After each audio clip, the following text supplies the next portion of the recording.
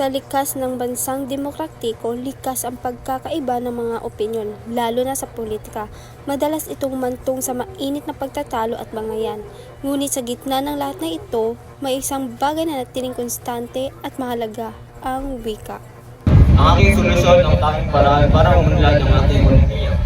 Ang mga panukala ng ating kalaban ay walang patutunguhan at magpapahirap lamang sa ating bayan.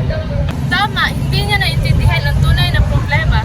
Hindi totoo yan. Ang iyong mga plano ay makaluma at hindi akma sa kasalukuyang sitwasyon. Ang aking mga plano ang magbibigay ng pag-asa at pagbabago sa ating mga kababayan. Siya ang may puso para sa masa.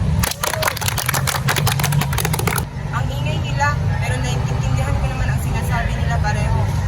Magkaiba lang sila ng pananaw. Ang kailangan natin ay maraming oportunidad sa edukasyon at trabaho.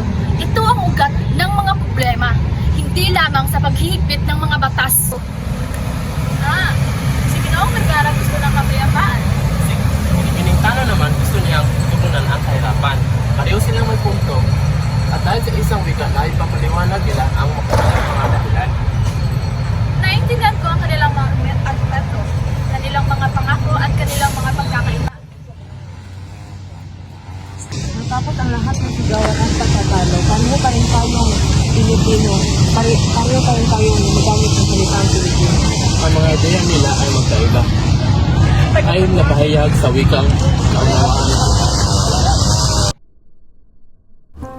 Ang pabansang wika ay simbolo ng identidad, kultura at pamana.